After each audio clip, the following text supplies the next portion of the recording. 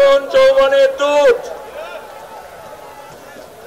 নওজওয়ান সাথীও আর গোটা বাংলা থেকে যারা শত বাধা বিপত্তি অতিক্রম করে মিলিটারির নাকে হ্যাঁ করে আজকে ব্রিগেডের সমাবেশে জড়ো হয়েছে, তাদেরকে লাল সালাম।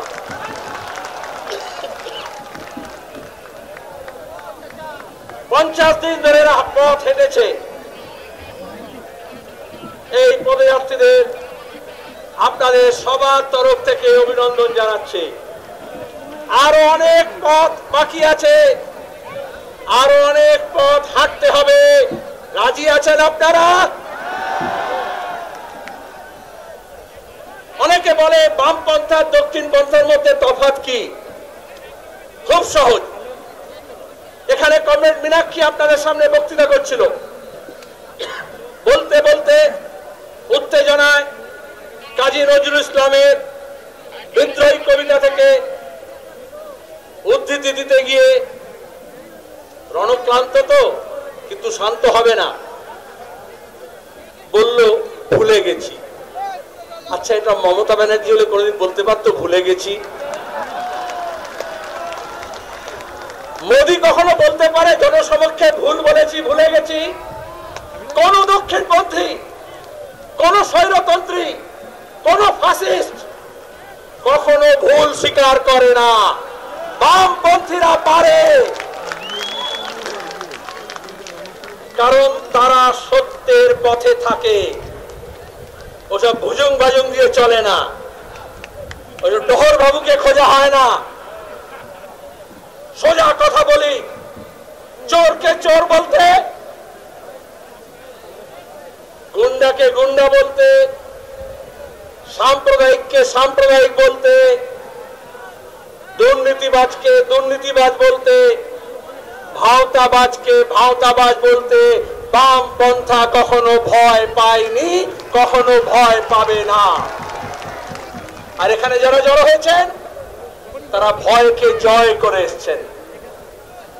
একবার যদি ভয়কে জয় করা যায়, রবীন্দ্রনাথের ভাষায়, যাকে আপনি ভয় করছেন সে আপনার চেয়েও বেশি ভীরু, পথ কুকুরের মতো লেজ গুটিয়ে পালাবে। এই যে ইনসাফ যাত্রা যেদিন শুরু হয়েছিল তার আগের দিন কোচবিহারে যুব কর্মীদের উপর আক্রমণ হয়েছিল, কিন্তু অন্যায়ের বিরুদ্ধে ন্যায় প্রতিষ্ঠার জন্য,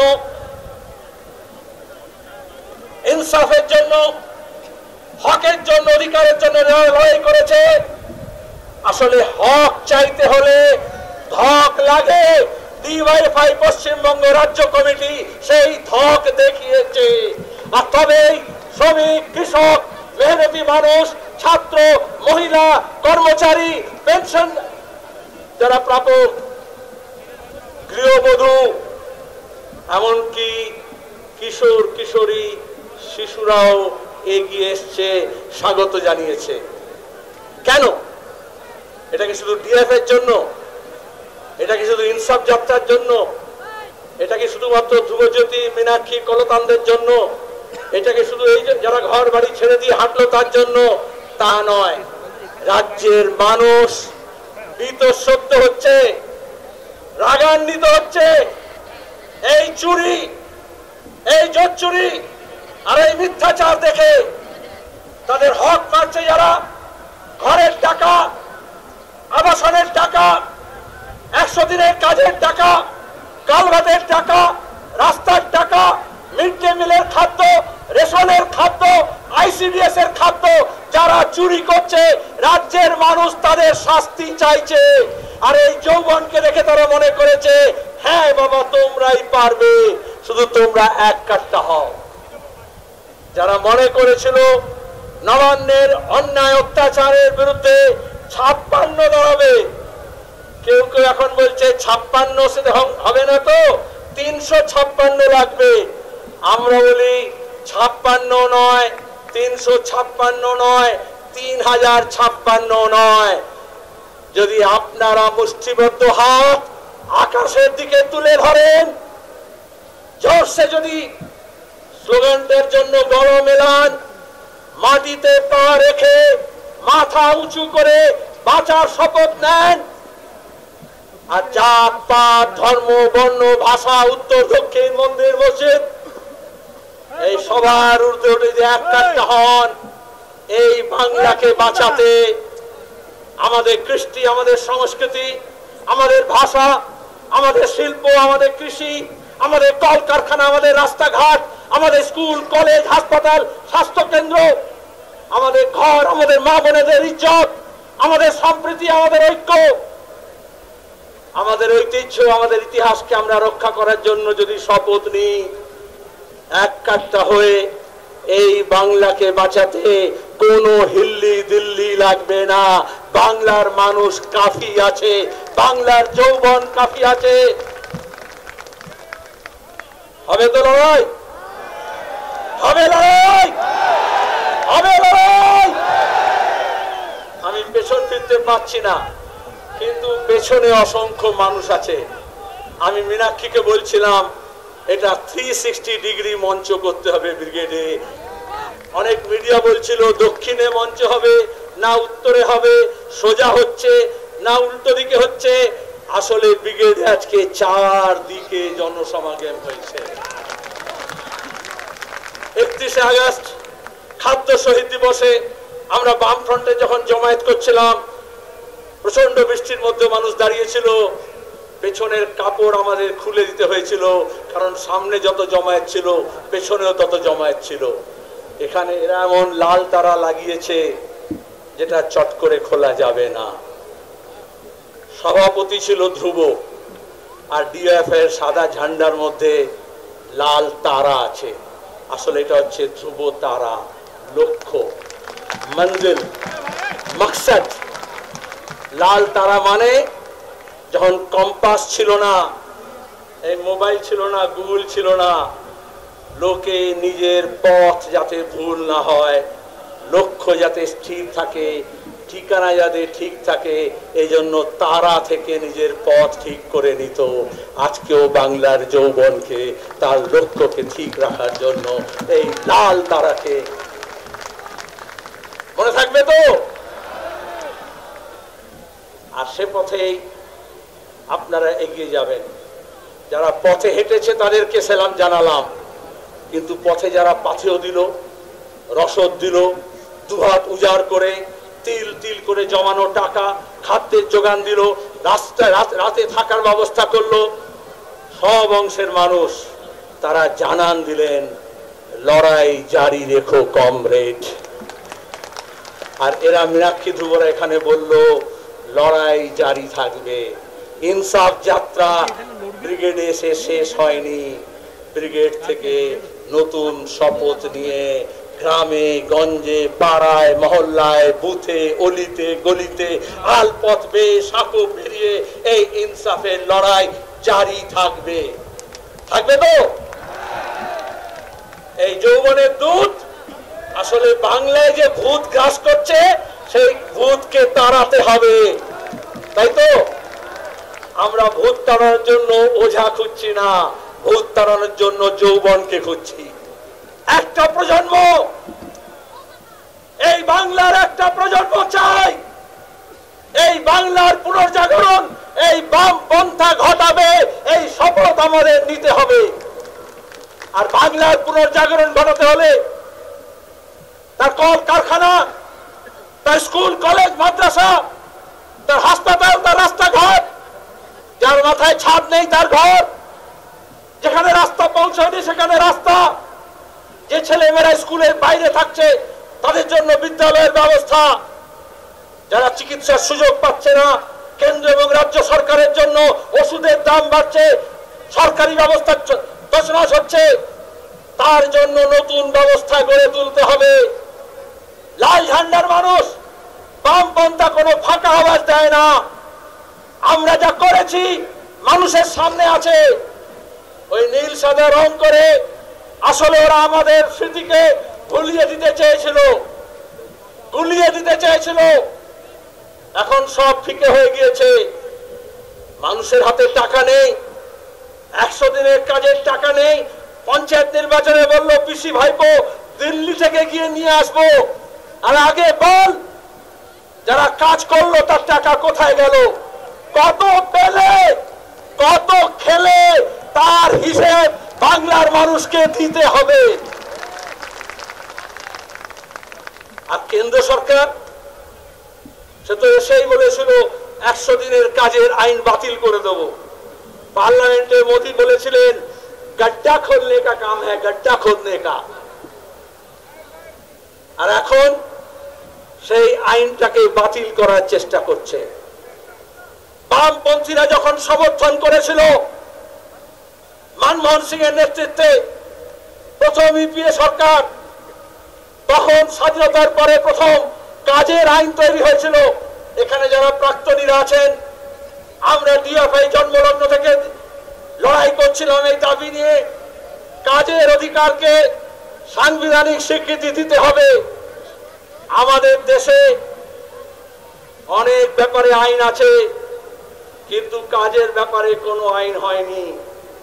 যখন বামপন্থীদের কথা শুনে মানে এমন 100 জন এমপি পার্লামেন্টে ছিল, তখন প্রথম আমাদের দেশে এই 100 দিনের কাজের আইন তৈরি হয়েছিল। আসলে আমরা চেয়েছিলাম 365 দিন, সব হাতে, all able bodied human being, যারা কর্মক্ষম, যাদের দুটো হাত আছে, মাথায় মগজ আছে, বুকে বল আছে, দক্ষতা আছে, তারা सृष्टि करते चाहे।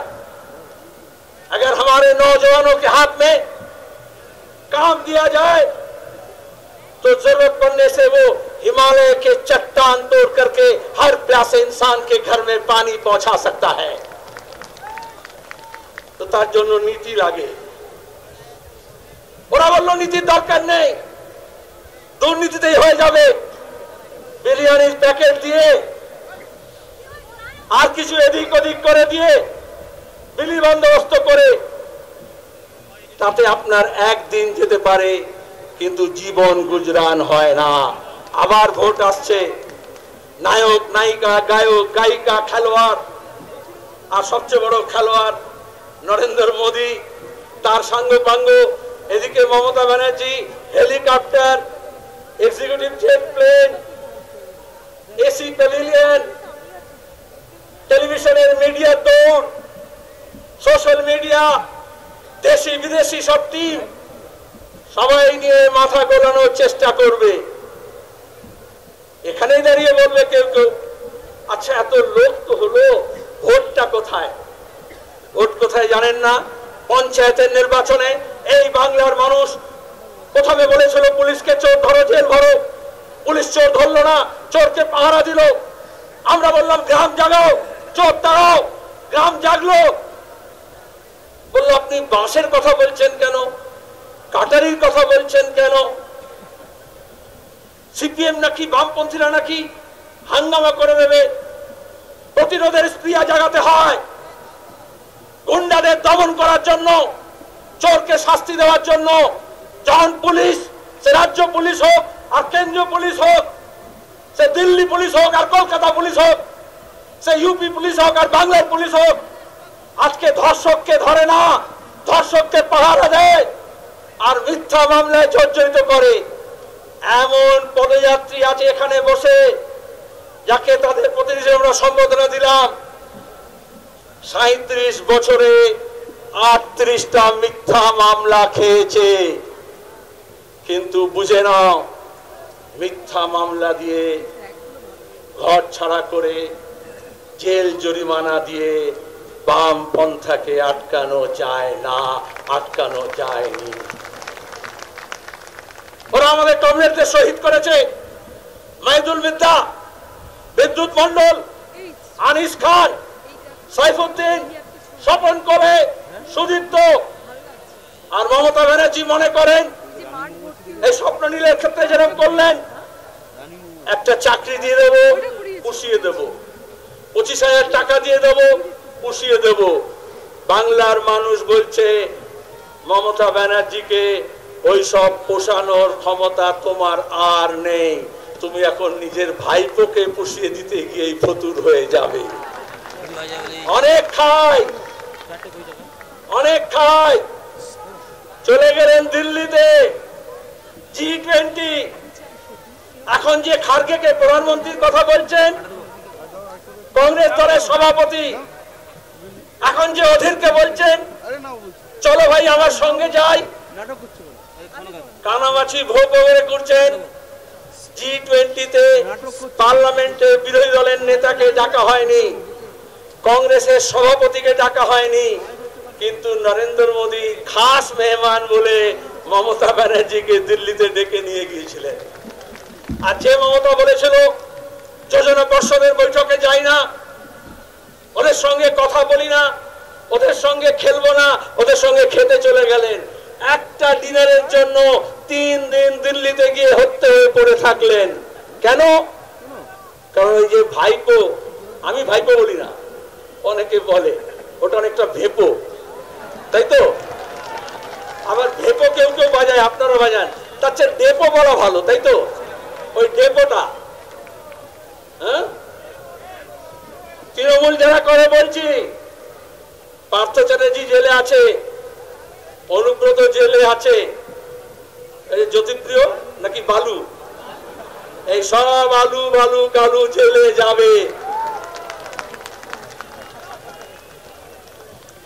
এখন যখন পুরো নাটকটা জমে গেছে, সব মামলা মোকদ্দমায় বামপন্থী আইনজীবীরা, হাইকোর্টে বিচারপতিরা, সুপ্রিম কোর্ট পর্যন্ত বলেছে আর তোমাকে বেশি কিছু স্বস্তি দিতে পারছি না। এ বেঞ্চ ও বেঞ্চ ঘুরে যখন বলেছে ক্লাসে যেরকম যে ছেলেটা পড়াশোনা করে না, বদমাইশি করে, বলে না বেঞ্চের উপর দাঁড়া, ওরকম সব বেঞ্চ বলেছে এখন আর কিছু করা হবে না, সব বেঞ্চের উপর দাঁড়া।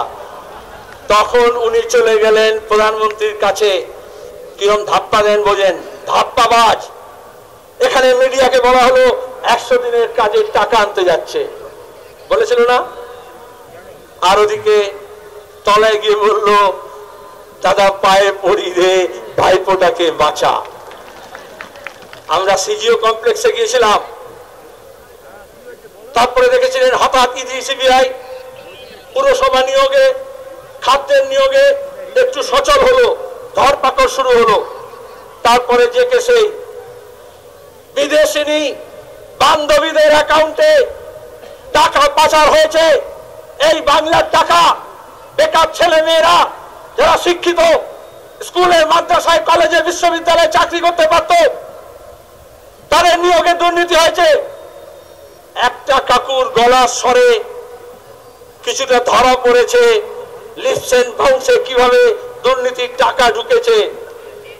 6 মাস ধরে সিবিআই ইডি কাকুকে ধরে গলার স্বর বার করতে পারছে না। আমাদের বলেছিল মুখে লিউকোপ্লাস্ট লাগিয়ে রাখো, এখন ওদের নিজেদের গলায় এখন লিউকোপ্লাস্ট লাগিয়ে রাখার চেষ্টা করছে যাতে আওয়াজ না বেরোয়। আচ্ছা আপনি বলুন তো, ওই যে কেসিনাগের অঙ্ক হতো না পাটিগণিতে ছোটবেলায়, যদি একটা কাকুর গলার স্বরের স্যাম্পল নিতে 6 মাস লাগে, তাহলে একটা পিসির গলার আওয়াজ বন্ধ করতে কত মানুষ লাগবে? আরো মানুষের কাছে যেতে হবে। এখনো যাদেরকে ভাওতা দিয়ে হোক, ফেরেকবাজি করে হোক, হেজাব করে হোক, ধর্মের নামে হোক, চণ্ডী পাঠের নামে হোক, গীতা পাঠের নামে হোক ভুল বোঝানো হচ্ছে, তাদের কাছেও যেতে হবে। সব মানুষকে আমাদের দরকার আছে।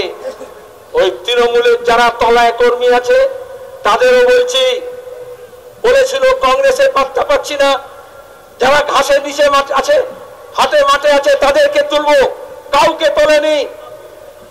একটার পর একটা IAS IPS, chief secretary, DG police, home secretary রিটায়ারমেন্টের পরে তাদেরকে পুষছে। আর নতুন ছেলে মেয়েদের কাজ হচ্ছে না।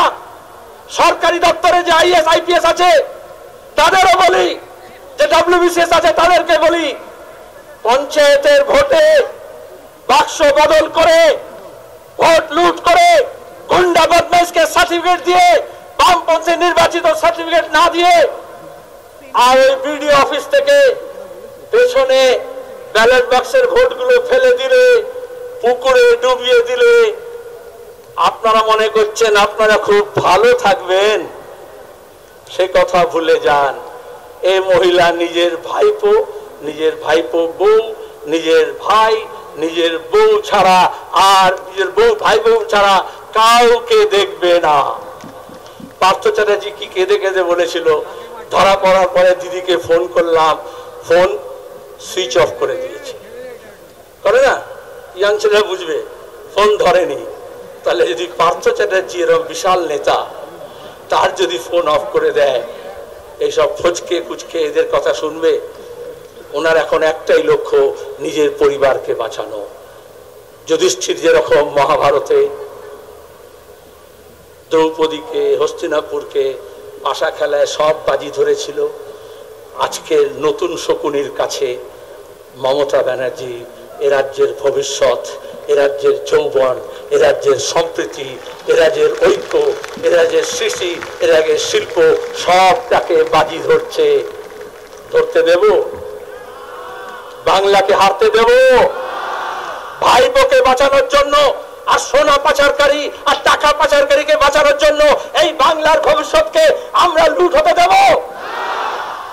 তাহলে আমরাও তৈরি, জান বাজি নিয়ে আমরা 2 শতকের ইতিহাস, বাংলার নবজাগরণ, আমাদের শিল্প, বিজ্ঞান, সংস্কৃতি, স্বাধীনতা সংগ্রাম, দেহ চর্চা থেকে মনচর্চা, মুক্ত বুদ্ধির চর্চা, পল্লী জীবন, সাংস্কৃতিক জীবন, রাজনৈতিক জীবন এই দেশকে পথ দেখিয়েছে। আজকে এই দেশকেও সামলাতে হবে। যারা দেশকে লুট করছে, বিমানবন্দর বেচছে, রেল বেচছে, পোস্ট অফিস বেচছে, ব্যাংক বেচছে, যারা আদানি আম্বানির সেবা করছে, তারা বাংলাকে বাঁচাবে না। আর এজন্যই আমাদেরকে যে দেশকে বাঁচাতে হয়, তার আগে বাংলার পুনর্জাগরণ দরকার। বাংলা ভবিষ্যতে দেশকে পথ দেখাবে। আমাদের সংবিধান, আমাদের সাংবিধানিক শাসন, আমাদের ধর্মনিরপেক্ষতা, আমাদের সংসদীয় গণতন্ত্র, আমাদের যুক্তরাষ্ট্রীয় কাঠামো, এই সবকে আমাদের বাঁচাতে হবে। এই সব নিলাম হচ্ছে। আর এজন্যই দক্ষিণ পন্থার এত বলা হয়েছে। ওরা বলেছিল লাল হটাও, দেশ বাঁচাও। লাল হটেছে কিন্তু দেশ বাঁচেনি। তাই দেশকে বাঁচাতে হলে আবার লালকে মজবুত করতে হবে। কিন্তু শুধু লক্ষ্য স্থির করলে হবে, শুধু লাল তারা দিয়ে হবে? এটা যা দেখছেন এ তো বীজতলা। যারা বাংলার চাষবাস জানেন, ধান চাষ জানেন, অনেকে জানে না দেশের, আমরা সরাসরি মাঠে গিয়ে ধান লাগাই না, আগে বীজতলা তৈরি করতে হয়, সেখান থেকে অঙ্কুরোদ্গম হয়, চারা তৈরি হয়, তারপরে আমাদের মায়েরা বোনেরা কোমর বেঁকিয়ে সেই চারাগুলোকে বীজতলা থেকে তোলেন, গোছা গোছা করেন, তারপরে মাটিতে গিয়ে ওটাকে আবার রোপণ করতে হয়, তারপরে অনেক সেচ দিতে হয়, অনেক জন্তু জানোয়ার থেকে বাঁচাতে হয়, অনেক আগাছা নির্মূল করতে হয়, তারপরে কাস্তেটাকে শান দিতে হয় যাতে নতুন ফসল ঘরে গোলায় তোলা যায়। তাহলে তারা তো স্থির হলো। আমার কৃষক ভাইদের বলবো, ক্ষেত মজুর ভাইদেরকে বলবো, বাংলার কিষানকে বলবো, হে সামালো ধান হে, কাস্তেটা দাও শান হে। যদি কাস্তেটাতে শান দেন তাহলে ধানও বাঁচবে, ধানের দামও পাবেন। আর ওই বালুরা, চাল কল মালিকরা আর ফোরেরা আর তৃণমূলের দালালরা ফলতা করে দিয়ে আপনাদেরকে গলতায় ফেলতে পারবে না। ফসলের অধিকারের জন্য তেবাগা থেকে ভূমি সংস্কার লাল ঝান্ডা লড়েছে, কৃষক সভা লড়েছে, আবার লড়বে। হবে লড়াই। হাতুড়িটাকে ভুলবেন না। আজকের হাতুড়ি নানান ধরনের আছে।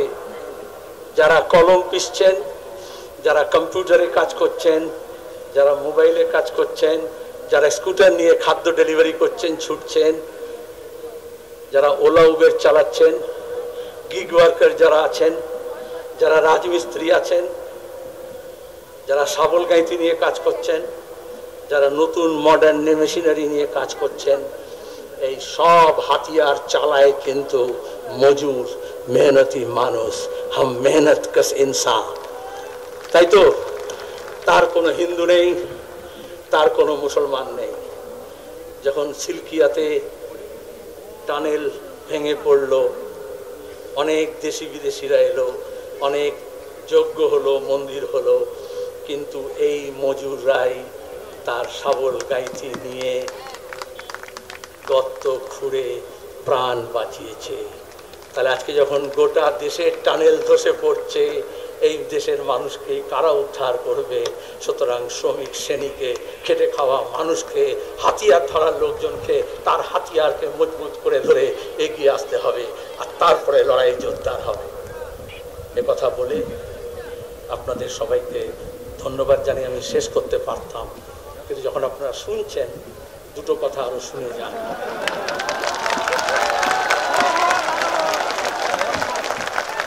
শেষ করার জন্য হাততালি দিচ্ছেন? মণিপুর দেখেছেন?